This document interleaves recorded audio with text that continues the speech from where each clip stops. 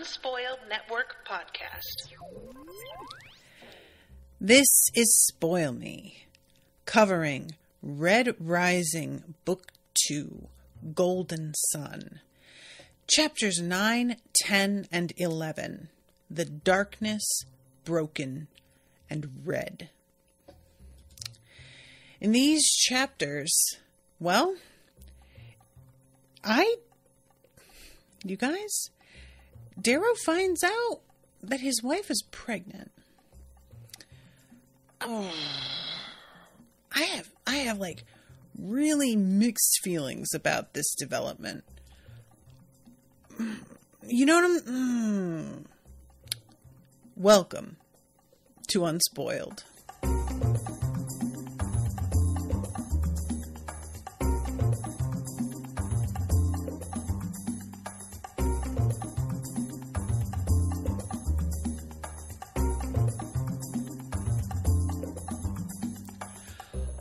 Welcome to the show, everyone. I am Natasha. Let's see, who do I have to thank today? I think it's Alex. Thank you, Alex, very much for commissioning this episode. Appreciate it a lot. Y'all, I know I'm jumping ahead, and I am gonna actually wait, but I just had to let it simmer there for a second. That I don't love this, and we'll get to why, but for just putting it out there out of the gate, because I feel like this is something that probably a lot of folks have a strong reaction to, and you were likely waiting to see what my reaction would be. And it's really like, I'm not even totally sure what my reaction is either, just to be clear. So I'm going to back up, though, and talk from chapter 9. We have him, like, just managing to get the jackal, which is what I will call him forever, out of the way of the bomb. He got very badly burned. I am very badly burned. Oh, he shot me again. I'm so sorry, guys. I can't say very badly burned without that happening. It just happens.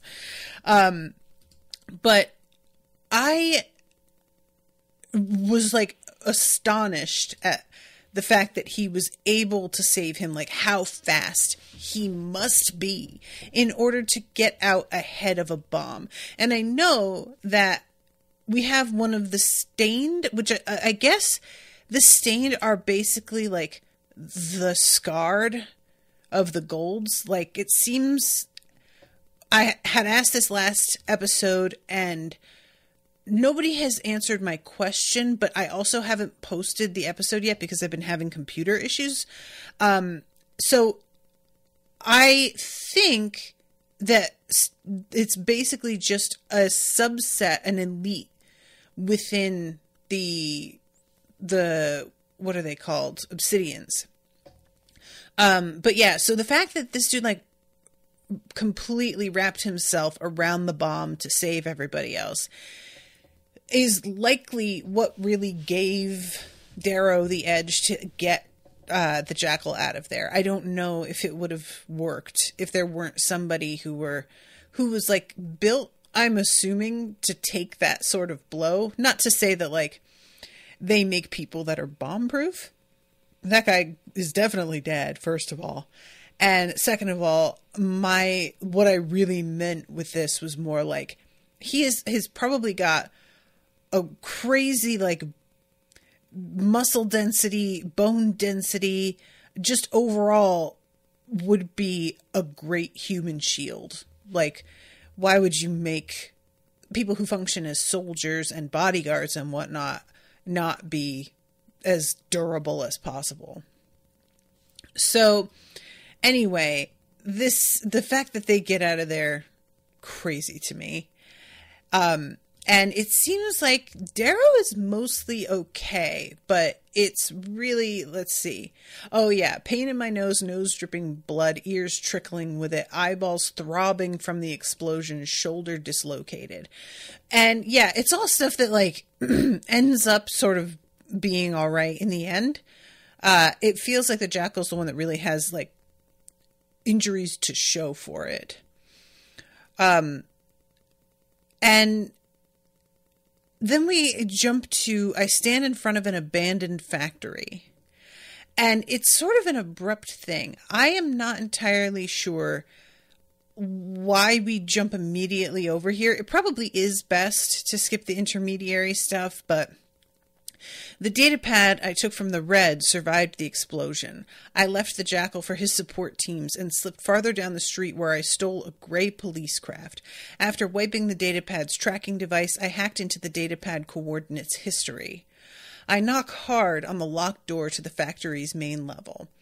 I just really want to mention how much I enjoy the fact that he knows enough to be able to do this. Like, I'm sure that to a point, this is stuff that he was taught by Mickey, and some of it maybe he learned like in the academy. Well, I mean, they don't really teach you that sort of thing. He would have been expected to come with that knowledge probably, right? So yeah, I guess it's likely that Mickey would know, because would Darrow have known when he was still a Red? Would they ever have even used technology like this? I wonder. I don't know. But anyway, he has found the site of the Ares, Sons of Ares. So he knocks and he is allowed in, but it's not like, oh, welcome in. They must be shitting themselves. So I kneel on the ground, hands behind my head, and wait. After a few minutes, the door creaks open. Several figures slip forward, bind my hands, cover my head with a bag, and push me into the factory. And finally, it's confrontation time. This is such a weird situation, because when he sees Evie, she is so unaware of the mental place he is in after having almost been blown apart. Now, granted, in her mind, she was trying to get him out of there. He was the one who turned around and ran back. So, you know, I can understand just kind of being like, that's really not my fault. And that's not the point. Like, he doesn't, it's not personal. It's not him being like, I can't believe you tried to kill me, and that sense of betrayal. For him, it's, what are you doing? What is this? What is happening with us now? And the way that it takes a moment for her to understand is, like, as he says, it's in itself a symptom of just how screwed up she is. The winged girl has become a carrion bird, and she doesn't seem to have noticed. A slow, intimate smile echoes none of the grief killing nearly 200 people should mark her with. I wonder if she'd smile so broadly if she still had to kill all those people with a knife. How easy we make mass murder. Listen, that really felt like a little bit of a gun control thing right there. And maybe I'm reading into that too much. Perhaps it's me. But it just felt like somebody being like, yeah, you know, like, maybe if a gun can kill 600 people in the space of 15 minutes, that it's probably something we just shouldn't let fucking people, randoms, have. But again, perhaps I'm just wishing that was what he was saying. And he just like grabs her and says, you killed 200 people. How could you? I was following orders, Darrow. Adrius has been investigating us. He had to be taken out. This isn't how I wanted it to be, she says, wiping her eyes, when you saw me again. And I love this. Tears brim in Evie's eyes. I don't recoil from them. Who gives a shit about how she feels after what she's just done? And I release her, letting her slide pathetically down the wall, hoping she might show some glimmer of regret that would make me think those tears are for the people she killed and not for herself because she's scared of me. And I really, really deeply appreciate him pointing that out specifically, that it's like the crying is all self-centered. She clearly, to me at least, has like kind of a crush on him and had an idea of like the way she was going to make an impression when she saw him again. And it's not going the way her little brain had in mind. And she doesn't like, that's completely overriding the intensity of what it is that she just did. And I really do like the fact that that he notices how incredibly casually she's treating this. This is a really wild attitude to have. And it turns out later, we find out, I believe that this is like her first assignment. So it's not as if she has had time personally to get like inured to the realities of this.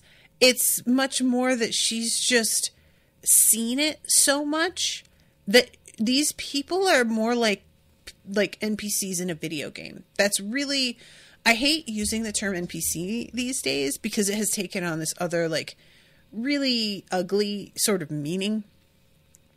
But in this context, that ugly meaning actually applies because that seems to be the way she's seeing other people.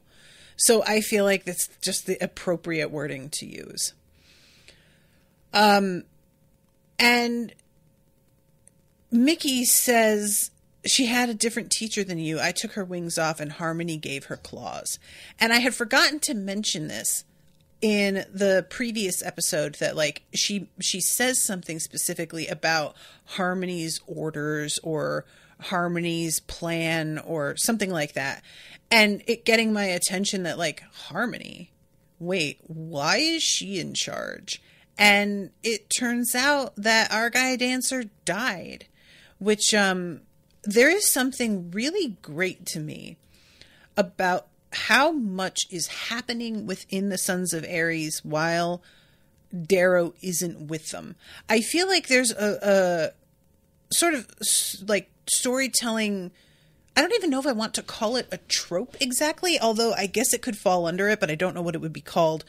The concept of like there being a separate world from the one our main character is in, but that it's sort of standing still in time until our main character gets around to it. Do you know what I'm talking about?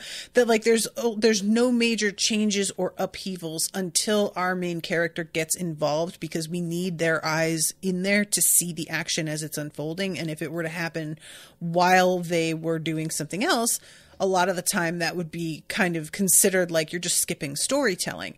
But I really like it here.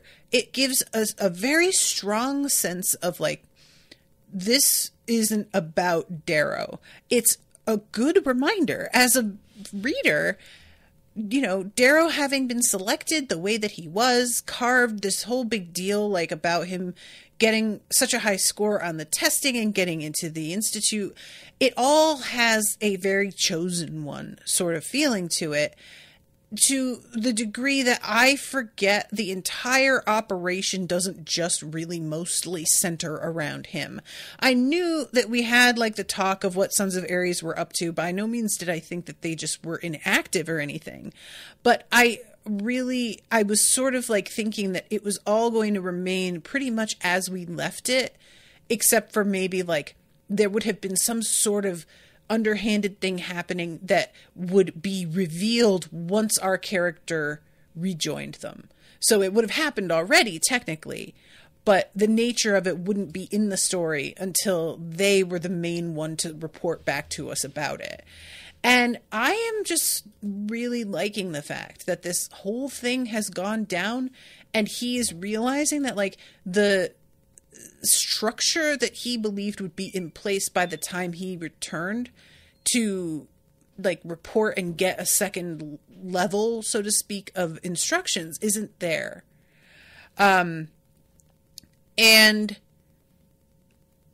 let's see, there's a conversation here. Mickey is just going on and on, asking him all kinds of questions about like his body and how this has worked out. Tell me what the academy is like. Are you still lovers with that delectable Virginia Augustus? Oh, of course you're not. She's with Mickey. I grip him. Calm down. This is a hint of something that gets revealed later. Darrow doesn't notice it at this point. And I think that he is assuming what Mickey's going to say is like, oh, she's with such and such squadron on such planet. Like that, it's going to be like basically where she's been assigned to go. But that's not what it turns out to be. So anyway, this is when Harmony comes in. It's good to see you. I need to debrief. There's so much to say. Where is Dancer? Dancer is dead, Darrow. It was Dancer's last wish for Mickey to carve us a new army, one that will rival the Golds in speed and strength. We've taken our greatest men and women and put them to the carving. They cannot survive a Gold procedure like the one you endured, but some managed to brave this new program. Soon we'll have 100 soldiers who can cut gold deeper than any before. And he's like, yeah, I mean, I know that sounds badass and everything, but that's 100. I and my people could likely take care of 100 of like kind of not really golds. And we're not even the most badass golds. That's really not anything to get too hype about. And I was sort of wondering, is she underplaying the numbers? Like, how much are they telling him the truth? They know that he is with them, but they don't seem to trust him or really believe his commitment. And I can't help but think that they're not giving him the whole story here. And not to say that I think Dancer's really alive or anything like that. I don't. But it just feels like if I, for example, were in Harmony's position, I don't think I'd feel comfortable giving him all the info. And this is when Darrow is like, so what? Mickey's just a prisoner that you're making do all of this work? And he makes a smart answer about like, yeah, I'm more like a slave. They don't let me even have wine. And Harmony says, remember what we talked about? Mind your tongue. Mickey flinches, eyes darting down to her left hand. There's an empty holster on her belt. Something Mickey is scared of. Harmony is behaving for me. You're afraid he's going to say how you beat him. She shrugs, dismissing my judgment. Mickey sold girls and boys. Can't enslave a slaver. Far as I see it, he's bloody damn lucky not to have a bullet in his brain. Could hire a carver to give him horns and wings and a tail so he'd look like the monster he is, but I haven't, have I, Mickey? No. No? No, Domina. The word makes me recoil in disgust. And this is really foundationally sort of the issue at hand with Harmony. The way she's treating Mickey is a really good microcosm of it. She has a very absolutist view about this man and his worth. And I get it. I genuinely do. And there's a big part of me that has the tendency to make these sorts of like black and white extreme judgment calls. So I'm not even like really criticizing this exactly in terms of the validity of feeling this way, because she's right. You know, he was a fucking child trafficker. How are you going to defend a guy like this? And I can say that and really not feel like I'm making a broad stroke sort of judgment. It's what he did, how he made his living. I mean, that's it. That's all there is, you know? However, Darrow points out that Dancer respected him, and we have all sinned, especially you now. And Harmony says, I told you he'd be holier than thou, acting like he doesn't compromise his morality day in and out, finding excuses for assholes like him. Like, that's, the whole thing is, she says, we don't compromise here anymore. That's the past. And that's the real, like, in a nutshell, summary of what's going on. We don't, like, have a nuanced take. When you say we don't compromise, in this sort of scenario, that's really what that means. We are doing what we are going to do in complete absence of the understanding and acceptance of human frailty and failure and the capacity for change and forward movement and unification. And, there is a lot of truth to the complaint people have about being, like, trumpeting unity in a means to silence the people who are being oppressed. But then there is the reality that, like, if you just absolutely wipe out everybody who isn't on your side, what does that like leave you in the end in terms of growth? Do people not deserve chances to be enlightened, educated, grow as human beings and try to do better or learn or anything? Like, and there are certainly people that I feel they've been given enough chances, and no, they don't get another, And one could argue with Mickey. He has been doing this child trafficking for a long time. If he had wanted to change his ways, he would have done it by now, and he has not.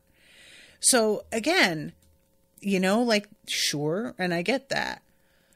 But he is also a crucial tool to your movement. And you're treating him like a slave, giving him no reason to want to continue to work with you. If he were given an option to get out, he would probably take it. And no reason to really support you in his heart and do his best because he cares or is like, And I believe that Mickey's actually the type to try his best mostly just because he wants to see what he can do, what he is capable of. But there was a way to handle him that I don't think is going to bite you in the ass if things go left the way that this will.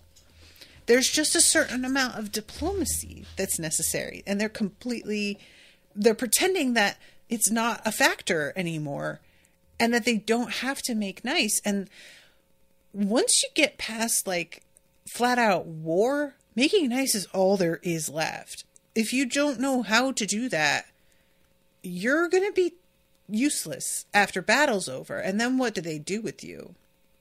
Nothing good, I feel. So she explains that Dancer hired a gray mercenary team to hit a communications hub so we could steal data. I said we should kill them once the job was done. Dancer said, quote, "We aren't devils." But after the gray captain collected his pay, he pissed off to the local society police headquarters and offered them Dancer's location. Bloody Damn Lurcher Squad put Dancer and 200 sons in the dirt in 2 minutes. If they kill one of us, we kill 100 of them, and we don't trust grays. We don't pay violets. They lived off our toil for ages. We only trust reds. Evie shifts uncomfortably. And that is like another part of this, that, oh, okay, so it's only reds. Like, you're creating a sort of supremacy within this resistance now. And that isn't the way to get the whole point of this is supposed to be non-golds rising up against golds, like the big picture, right? Reds are ultimately like the first step in the big plan. And I get that, like, as it's functioning now, Sons of Ares is for Mars, for the Reds. But, you know, the huge vision here is ultimately equality. And if you decide that you're just going to completely alienate everybody who isn't your core people, who's going to want to work with you? Who's going to believe that you would have any compunction in turning them over, murdering all of them as soon as their backs are turned? And the difficult thing is the story about Dancer, with her, like, describing how she suggested that they do something that seemed monstrous, but in the end would have saved lives and would have been the way to go. It's like a really tricky, because, yeah, she wound up being right, in quotes. When I say right, it's very much like, what does that word even mean? She wound up calling it in this particular instance. But if you live always assuming the worst of people, you are creating a terrible reality for yourself. And you may think that you are protecting yourself by doing that, but the truth is you are perpetuating your fear by doing that. If you keep believing in the worst in people, you go into interactions with a certain attitude that doesn't engender any desire to the other party in wanting to help you, because they can sense you already think they're going to fuck you over.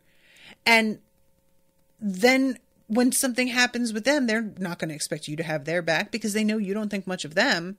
And no alliance can function if the other party doesn't feel you have some kind of honor and something to offer them that you would actually hold your word on. So she's just like, she's going the wrong way in so many ways here. And the conversation eventually circles around to the fact that he discovered who Titus was. And he doesn't tell them the truth about this. He just says, like, Cassius Apollona killed him. And they are like, oh, and you guys have a blood feud. Is that why? And he says, no, I killed Cassius' brother. It's one of the reasons they hate me. Blood for blood, Evie murmurs like she knows what the hell she's talking about. And a part of me is kind of like, she may know what the hell she's talking about. It's not like Evie's lived a sheltered life exactly. You know what I'm saying? She may be very aware what that is. But it simply, like, within your reality, it does have a different and more immediate meaning. I don't know. I'm just saying, don't completely discount her on that, Darrow. So, yeah. She says, Evie herself killed over 100 low colors just hours ago. There weren't reds, Harmony says, then adds in an amazingly insincere afterthought, or pinks. Yes, there were. Then their sacrifice will be remembered, Harmony says solemnly. And he says, Vox clamantis in deserto. And Mickey says he feels like a voice crying out in the desert, shouting in vain. And I can't get over, their sacrifice will be remembered. She is stating this with this, like, she's talking about holier than thou.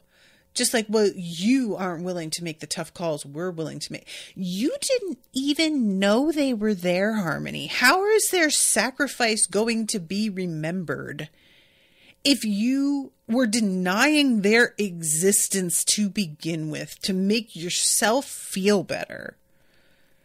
You denied them because you do know in your heart this isn't right. But you are trying to frame it like, well, it's just some of us have commitment. Girl, you got to screw loose is what's going on.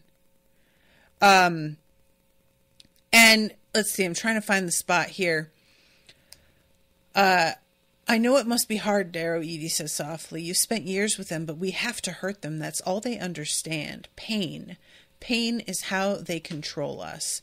And then we get something really, truly horrible. The first day I served a gold was the greatest pleasure I felt in all my life. I can't explain it to you. It was like meeting God.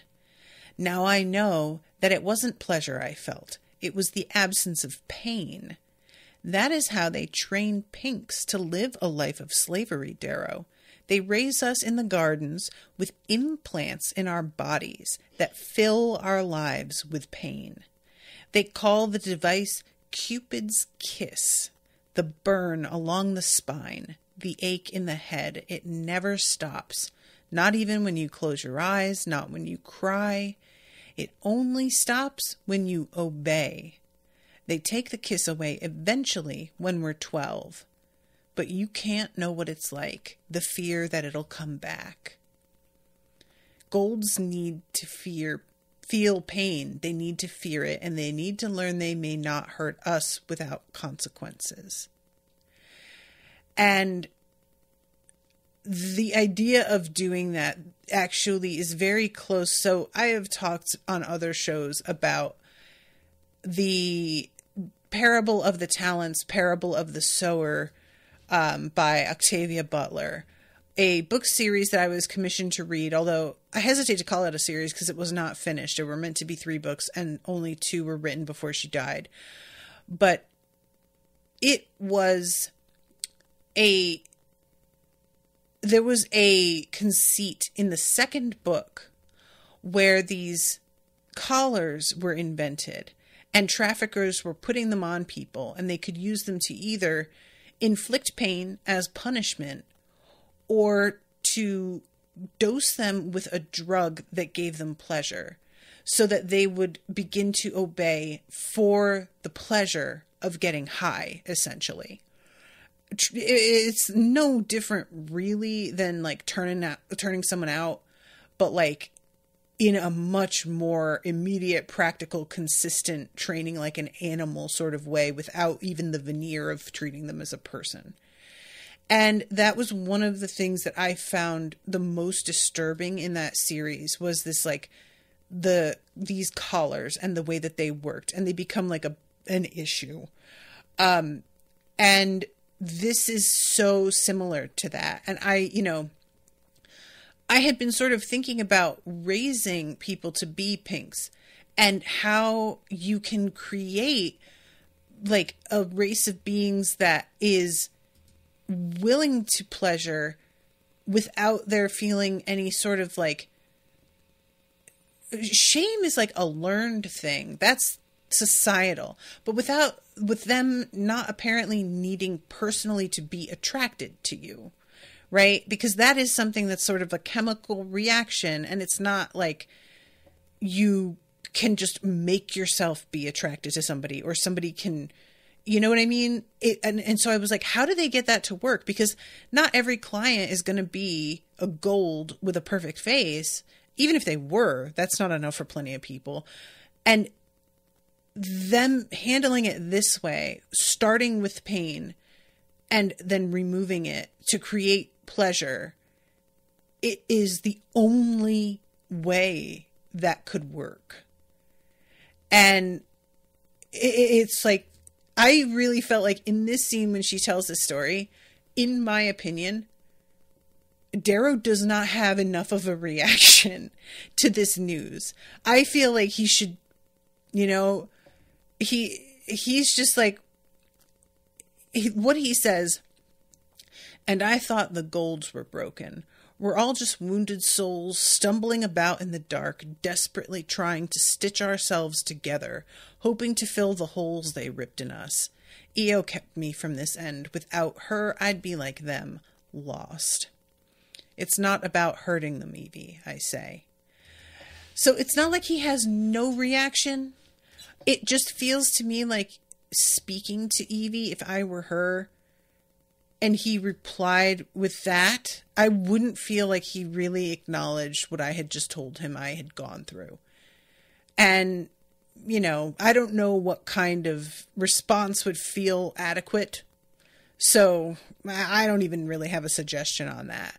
But it was just like, it felt so much like you should have said something.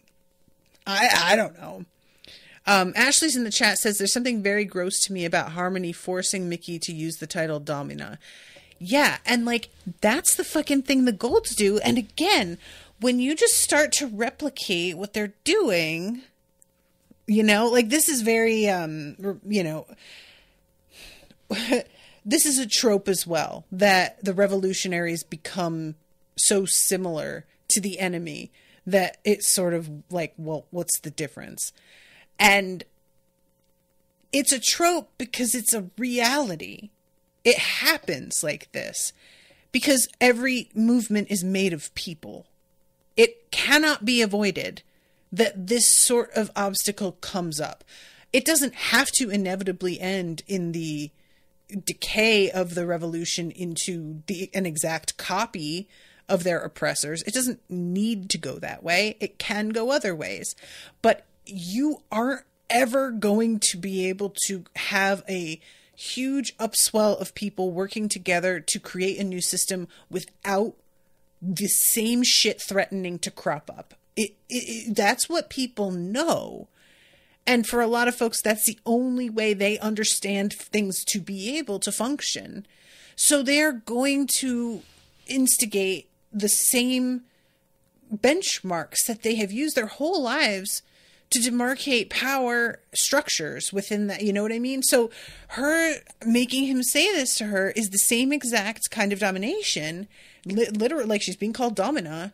And she is inflicting it on somebody that she deems to be unworthy, and whether or they are or not, it's the exact same principle.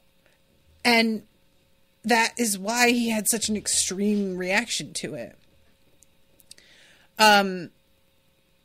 So at this point, he's like, we need to undermine their society as a whole, erode their way of life. And Harmony says, you've lost sight of the mission. Dine with the masters and forget the slaves. We're dying in the shit, and what are you doing? And she's like talking about seeing, like hearing the screams of all of the people that got given up by this gray, and how is she supposed to live with that? You didn't know where that went. If you had lived through that, you would know fire can only be fought with fire. I know where these words lead. They gave me a hole in my gut, put me weeping in the mud, Cassius standing over me. That is how this will end. You may have lost all you love, Harmony. I'm sorry for that. But my family is still in a mine. They will not suffer because you are angry. My wife's dream was about a better world, not a bloodier one. Now I want to talk to Ares. Harmony has everybody leave the room. And she says finally, we're not your enemies. You know that, right? And he ignores that and says, does she know that you sent her on a suicide mission? No, she's not like us. She trusts. Wow. That is grim, kids. Oh my God. Like, it's not even a flicker of an eyelash in response to this accusation. It's 100% immediate capitulation. Yeah, we did that shit. I'd sacrifice any of us to kill a peerless Scarred. All we get are worthless pixies and bronzies. I want the real tyrants. You're using her worse than Mickey ever did. She has a choice. Does she? Enough. Oh, she has a choice? You didn't tell her, madam. That's not a choice. What are you fucking talking about? And of course, him saying, does she? That's when she says, enough. Because there's no good answer. Everything that she says is full of shit and she fucking knows it. It's just so gross. Like, she can barely fool herself. Rough. Ashley says the thing with Harmony, she's a low red. She probably never had close to enough contact to a gold to have to call them Domina, but she's been dying for taste of that power. That makes sense. And she says, how can you be done? You're trapped. You can't go home to Lycos. One way out. Buckle up. And he's like, oh, fuck. That's true. Like, what do I do? And he, again, is like, just waiting to meet Ares. And she basically is going, none of us meets Ares. I really don't know that Ares exists. A part of me is like, is Ares one of the golds? Is this all a fucking, like, scam where they're like, yeah, let's pretend we've got a revolution going on to keep them busy when really they're just being sent in circles. And she shows him a map, 400 bombings, 600 assaults on weapons depots, government facilities, electric companies, communications grids. And he's like completely overwhelmed by this information. And in 3 nights, they want him to do a suicide bomb. And he's just like, there has to be another way to do this. And he finally straight up just says no. And she says, do you even know how much they've stolen from you? And he has a moment of like, there's a different fucking thing to her voice right now. What is this? Long story short, it turns out his wife was pregnant. And that was what she whispered to her sister was, I built a crib. It's in our bedroom. You have to get it out before he sees this. He can never know. And he, like, you guys, okay, couple things. One, I don't ever enjoy a child being thrown into the mix to make things seem more emotional. And I know I don't like it because it works. It's a trope that works because most people do have that reaction. But I don't.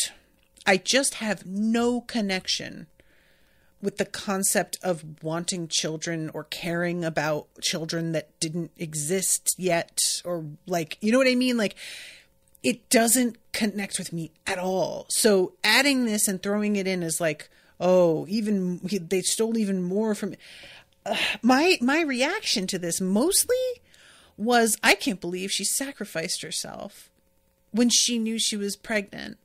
Like, as much as the goals are ultimately responsible for what happens to her, she willingly put herself in the position to die, knowing this. And granted, she's like, oh, he can never know. But he is purely like, I can't believe the Golds did this. And I'm like, I kind of want you to be mad at your wife a little bit. You know what I'm saying? Like, not to say that, like, she brought it on herself, like her own death. Obviously, what they did was hideous. But that was like at the forefront of my mind how I would feel if I found out this news. I would feel so betrayed by her. And it would fuck me up that she hid that and made the sacrifice with all of this. Like, she fully knew. And I can't understand exactly how things go here because he never even touches on that aspect of it. And I can't understand why not. That would be my immediate number one overwhelming reaction is, I can't believe she did this to me. Like, she couldn't guarantee that he would never find out. She did what she could in this immediate moment to get something like, or girl, how about this? When you knew that you were going to sacrifice yourself, you got rid of stuff so that you didn't have to communicate to anybody. And then you could really die with it just a total secret. But you left enough for him to find out. And that's fucked up of you. Like, it's just a fucked up thing to do. Ashley says, the baby is a plot line that I tend to forget about because it just doesn't really do anything for me. He should be mad at EO in all caps. Thank you. Thank you. That's all I'm saying. It just, you know, and you guys, again, the whole like, oh, they stole my wife and my child. I just want, like, for her to have been enough, you know, there's a thing that happens with women's lives becoming secondary to the children that they would have had in reality, in everyday life for us women. And so for it to be like, I was mad about EO already, but now the child just completely breaks me. It just fucking feels like, that should have been enough. I don't want it to seem like one of them is almost like sort of trumping the other. I know that's not what he's trying to do here, but it just, I don't know. It left a bad taste in my mouth. I didn't like any of the way this goes because the thing we're going with here is that this fills him with such absolute rage that he is willing to do whatever it takes. And so he says, whatever Ares wants, I'll do it. She has this line, Harmony says, I had children once. Radiation ate their insides, and they didn't even give them pain meds. Didn't even fix the leak. Said there weren't enough resources. My husband just sat there and watched them die. In the end, the same thing took him. He was a good man. But good men die. To free them, to protect them, we must be savages. So give me evil. Give me darkness. Make me the bloody damn devil if we can bring even the faintest ray of light. And it's a fucking good speech. I'll give her that. But like, big picture, this is all poorly thought out. So, we jump ahead, and he has the bomb on him, and is heading over to this fucking gathering. It is remarkable. At one point, the Jackal tells him that Victra is in love with him, and he's like, what? And he just laughs and is like, Jesus, you really fucking don't see anything. I turn to leave him, but his voice arrests me at the door. You saved my life. Only one other person has ever done that. Thank you, Darrow. Tell your new skin to grow faster. I don't know why, but that was very funny to me. So then we get like a couple of days and the discussions of the bombings and the ways in which they're sort of spinning the situation. They hide from the cameras. They make it seem a fight of all the colors against red terrorists. This is not Gold's fight. It belongs to all of society. Moreover, society is winning because our sacrifice and obedience allow the righteous to prosper. Blame must be placed. So the Archgovernor is pulled away to face inquiries regarding his handling. How have the suns spread from Mars to Luna? The Gold's hornet's nest has been stirred as I said it would be, but still the gala continues. And we find out later that the Archgovernor he has fallen out of favor. Shit's looking bad for him. And he has the bomb strapped to his chest and is just really trying to like make himself be okay with this. He keeps sort of reminding himself of what has made him so angry and enraged, because his conscience is loud and he can't drown it out. And as the evening progresses and he's talking to more and more people, he is starting to get more and more uncomfortable with everything. And there's a moment where he talks about getting dressed for the gala, and Theodora has brought him his uniform, which is white, I think. And she knocks over a glass of wine and gets it all over his uniform. And she has a moment of such unbridled terror at what she could do to him, or what he could do to her for this fuck up. Just clumsiness. What flashes through her eyes chills me. Terror. The sort a deer might have when staring at an oncoming air car. She streams out apologies as though I would hit her if she did not. It takes her a moment to compose herself, for the flash of panic to dissipate. When it does, she sits there on the floor, dabbing at the uniform in silence. I don't know what to do.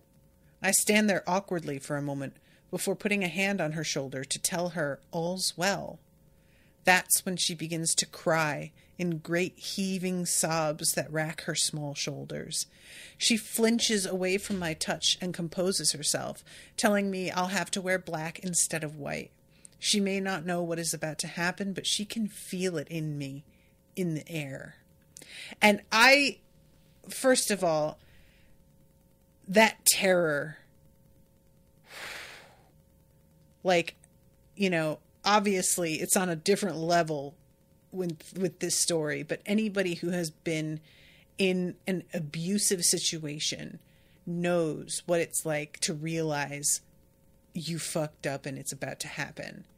And it's an amazing, like, I say amazing in like not a good sense, but I grew up with a father who was what they call a dry drunk. He managed to stop drinking, but most of the behavior surrounding why he got drunk never really went away. And he had a lot of rage. And there was always a sense that if I pushed him enough, he would hit me or my mom. And he didn't. I never saw him do it. But I saw in his body the instinct to do it, and that he would stop himself. Because his father beat him and his mother and brothers and sisters. He didn't want to be his father. And he restrained himself and was very conscious of that in him. But it was there. And even without ever actually being on the receiving end of a hit from him, it was so apparent to me how close to the surface that was, that I was genuinely afraid of him. And it was just body language. It was never real out. You know what I'm saying? But kids know. And one day I was, I think 16 or 17. So I'm a teenager. Again, never had been hit. No real reason to and I accidentally, when cleaning my fish tank, got a couple of the rocks in the garbage disposal. And my father had explicitly asked me, next time I rinse the rocks out, to use a sieve. And I forgot.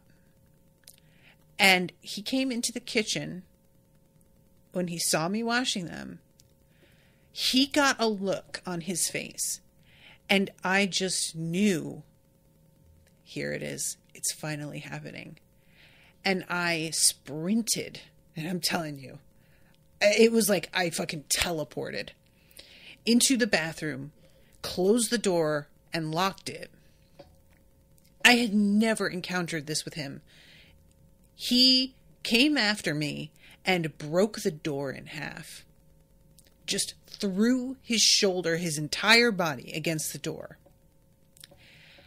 Like I said, I had never actually been hit. But when you see that in somebody's face. And you've been living with that fear basically your entire life.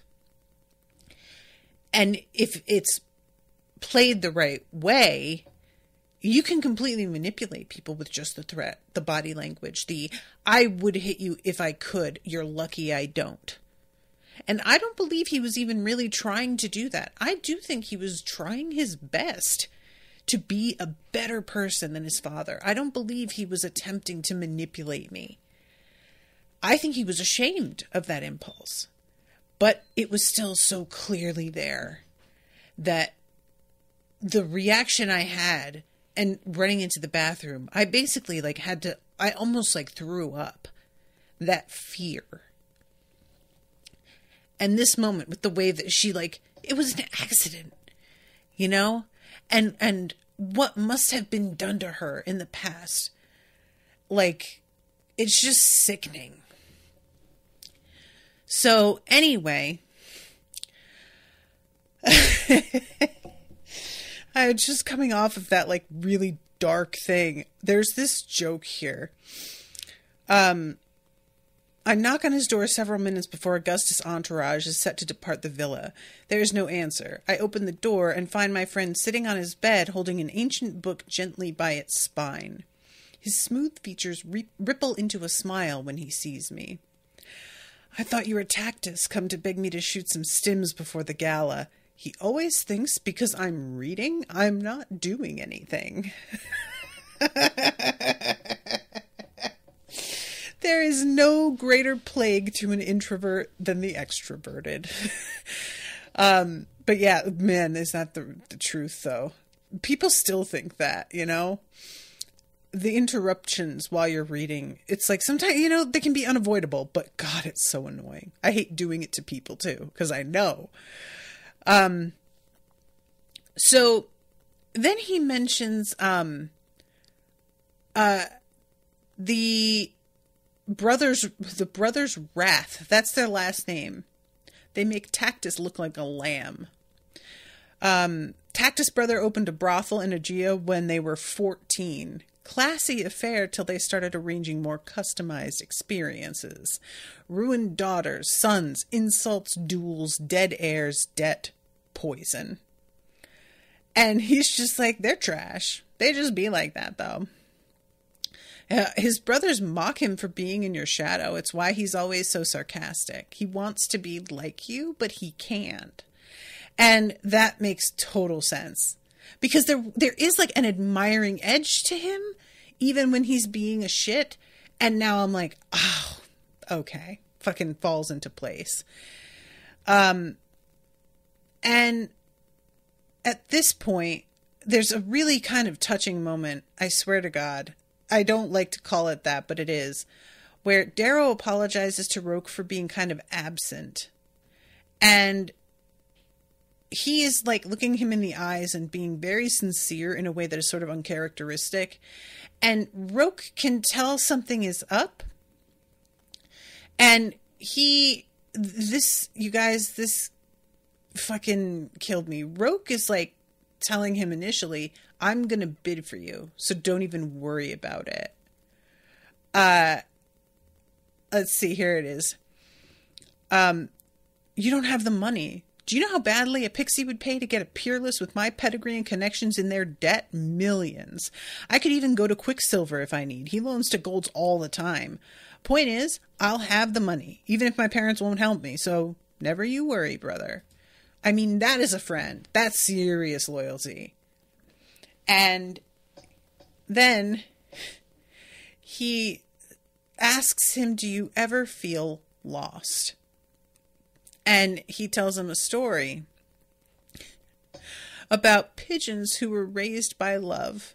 They were born in the same cage, raised by the same man, and sold on the same day to different men on the eve of a great war. They suffered apart from each other and, travel all over the place. When the war ended, the pigeons were set free by their masters, but neither knew where to go, neither knew what to do, so each flew home. And there they found each other again, as they were always destined to return home and find, instead of the past, their future. So do I feel lost? Always. When Leah died at the Institute, I was in a dark woods, blind and lost as Dante before Virgil. But Quinn helped me, her voice calling me out of misery. She became my home, and as she puts it, home isn't where you're from, it's where you find light when all grows dark. Find your home, Darrow. It may not be in the past, but find it and you'll never be lost again. And this really has an effect on Darrow. He's sitting there like, God, why don't I... I had thought Lycos and Io were my home. And maybe if I tell myself I'm dying to go see her, that is like going to be satisfying. But he's like, it's not feeling good when I think of it, though. So at the end of this scene, he says, "You're a good man, far too good for your color." And he's like, "What do you mean?" And Darrow injects Roke so that he won't die when shit goes down. And it's one of those impulses where I understand the kindness of it, but a part of me is like, if you did follow through with this plan and blow everybody up, do you think he would remain this even-handed, kind-hearted guy? Like, you don't think that this sort of betrayal and destruction of every person he knows and cares about wouldn't turn him into somebody else? And also, now, like, if he doesn't go through with this bombing, he's left Roke on the floor after saying you're too good for your color, which feels very much like a fucking giveaway to me. So how do you, like, if you don't go through with the bombing, what, now you have to go kill Roke? Is that what you want to fucking do? Like, what do you do? The only option is to try and let Roke in on the secret and see how he reacts in similar way as Severo, where I think Severo kind of knows and he just hasn't said shit. I don't know how you handle that though, bro. Like, I want to believe he would be a decent person and just keep that shit to himself, but people react in funny ways when their whole, like, understanding of the world starts to get turned upside down. So then we go to chapter 11, and he's walking in, and he feels this, like, icy energy coming over him because of what he's about to do, and he has to try and keep it under wraps and be as charming as he knows how to be and as casual. And yeah, the whole, like, the energy of this, him attempting to be like, act with frivolity when he's about to commit a mass murder and suicide, could never be me. I would just be, I could not pull this off. I'm just saying. And there's a conversation between Tactus and eventually Victra joins them. And the way that Darrow handles Tactus, because he's like, well, where's Roke? Maybe I should go find him. Darrow says, if you need him so badly, go fetch him. He flinches. I need no one on my arm. But if I didn't know better, I'd think you're still bitter about the whole escape pod affair. You mean when you launched it without him? Victor asks. Why would that ever bother him? And I had forgotten about that. And oh my God, of course it was him. What a little shit. I thought he was dead. It was simple calculation. You understand? Had to watch out for the lady here. She is a delicate little flower, I say, pulling her away. This dude. What a mess. So, at this point, the jackal comes in. He's got a little scarring, but he's, like, mostly healed up. And I love that he goes up to his father. He says, I thought it fitting if the family Augustus arrived at the gala with at least one of your children. And that is such a great sort of like, I swear to God, dude. And his father is just looking at him trying to find a thing to say that's shitty. I wasn't aware you enjoyed banquets these days. I'm not sure the fare will be to your liking. The jackal laughs theatrically. Perhaps that's why my invitation was not delivered. Or was it the furor over the terrorist attacks? No matter, I'm here now and ever eager to attend your side. Oh my God. His dad is straight up like, there's no human flesh on the menu, so you probably want to get lost. What the fuck, Augustus? You are not doing yourself any favors for this, sir. I know he probably thinks that, oh, everybody despises my son because he was a cannibal, so I can't show myself to be like approving of him, or they're going to think I approve of cannibalism. But honestly, I feel like this is worse. You know, I don't know. Maybe I'm misunderstanding how these people work. So we have this like big procession and whatnot, and there's this lift at the end of this. Several coppers rush forward to talk with Pliny, who as Politico speaks on behalf of the archgovernor. There seems to be some confusion. The Falthy family files into the lift ahead of us. This is a social trap. See how they feign accident? Soon they'll tell us we must use the lift with the Falthies, when instead they should grovel to have us go before them. Could it not be an accident? Leto asks. Not on Luna. Everything is politics. So there's something about like, oh, we're being forced to share a lift. I mean, it's like not even first world problems. Like, what do you, this is so insane. And it reminds me very much of like the Gilded Age and the kinds of things that are just a barbed insult that, like, you know, we hear about it. She wasn't invited to have a table at the annual fundraiser for the orphanage. And I'm just like, oh, she wasn't? And they're like, what? They didn't invite you, those snakes. Like, it's just hilarious. And like, you know, I'm not trying to say that this doesn't actually signify some really serious shit is happening politically. Clearly it does. But it feels fucking absurd.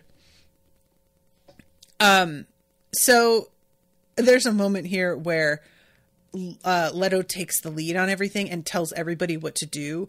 And even though the jackal should be the one doing it, he completely like watches and doesn't protest or anything. I find it interesting the way he like knows to hang back. He's not trying to like push his luck. The fact that he's even here is him pushing his luck, so he can't overdo it. But what he must be thinking. And I like Leto. I'm going to call him Leto instead of Leto. Leto just reminds me of Jared Leto, who's a piece of scumbag. I was going to say piece of shit, and then I was going to say total scumbag. A piece of scumbag I kind of like, because he's like, he's not even good enough to be a whole scumbag. He's just a piece of a scumbag. Like, he's really low. So here it is. They are told that they have to go in without bodyguards. And everybody is just like, yeah, no, we're not going, like, except Augustus. And he says, look, I get it. He doesn't say that, but you can tell that's what he's thinking. But we're here, and it's too late for that. Like, it's more dangerous to be like, never mind, and turn around and leave. We can't. Sorry. The archgovernor's appearance is noted with trumpet calls. Tactus and some of the younger lancers cut the Falthies off, obstructing their path so Augustus can enter the gala first. Again, my God.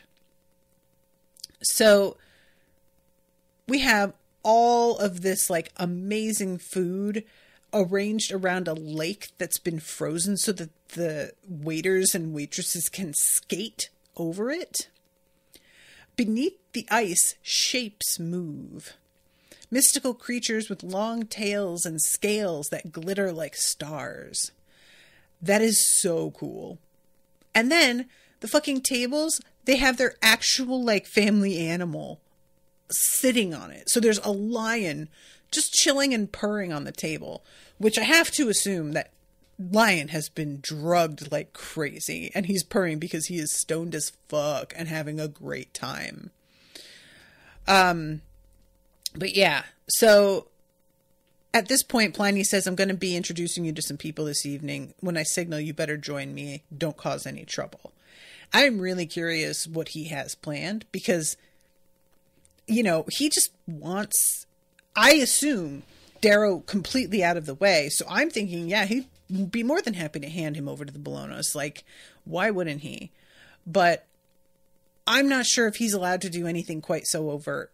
So he would, because I feel like that would probably make it look like he's being disloyal if he's feeding into the Bolognas. Even though Darrow's not Augustus's anymore, I still feel like it would look bad. So he probably would have to cloak it in a couple layers. Oh my God, I'm so far over time. I just realized. Jesus Christ. All right, look. I'm going to have to finish the rest of this chapter because there's too much to talk about. There's lots of conversation and stuff. This is my bad. I really got like so sidetracked on a couple of different tangents. Sorry, guys. But I just want to acknowledge that at the end, he realizes that Virginia is here with Cassius and that she would never date anybody to be petty. So she must actually really like him. And I just really don't understand how that's possible. After knowing the way that Cassius behaved, Cassius is playing her. It has to be. Like, I don't understand how she can care about Darrow at all and be willing to go out with Cassius. Something is up. It's weird. Like, is she trying, like, if anything, I would be like suspicious of her dating Cassius, like she's trying to get at him somehow so that Darrow doesn't have anything to worry about anymore. But, you know, it's been so long, I don't even know if that's like on her mind. So, but it looks like Darrow's not going to go through with this. And if he doesn't, what does he do? How does he handle Roke? How? I don't, there's a lot happening, y'all. All right, I've got to wrap this up. I'm so sorry for going over, but I promise I'll make it up to you. Swear, cross my heart. And until next time, toodaloo, motherfuckers.